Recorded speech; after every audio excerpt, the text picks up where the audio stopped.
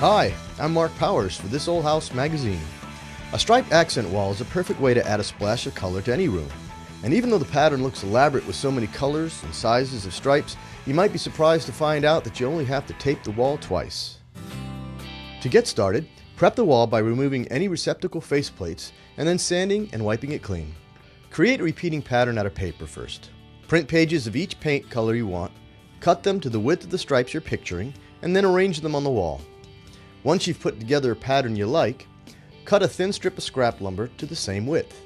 Mark the order and width of the stripes on the lumber, and that's your story stick, the guide you'll hold up to the wall to mark the repeating pattern. Mark the left and right side of the stick so you know which is which each time you put it up on the wall. To make it easy to transfer the pattern to the wall, extend the lines around the stick by wrapping pieces of tape along one side of them. Then, just to make sure you don't mix up which edge of the tape to use, draw an arrow to each line. Now hold the stick against the wall with the left end abutting the adjacent wall and transfer the lines on the story stick to the wall. Use a 4-foot level to continue the stripe's boundaries vertically on the wall with a light pencil mark. Since you'll tape off every other stripe on the first round, tape an X on the stripes you'll skip.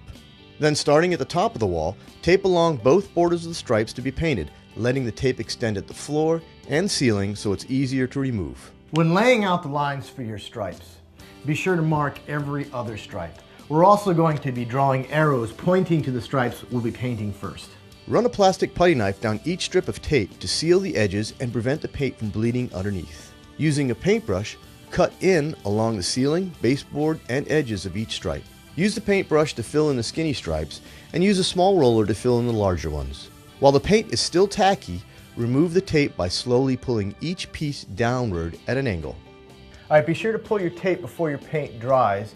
Pull it slowly at a sharp angle. After the paint on the first set of stripes is dried for at least 24 hours, tape off the second set of stripes by aligning tape perfectly on top of the edges of each painted stripe. Wait at least 24 hours, then come back and follow the edges of those stripes with the painter's tape for delicate surfaces. Seal the tape with a putty knife, paint the remaining stripes, and remove the tape. Using a paintbrush, touch up any gaps between the stripes. Once the paint is dry, replace the receptacle faceplates and step back to enjoy the palette of colors on your new accent wall.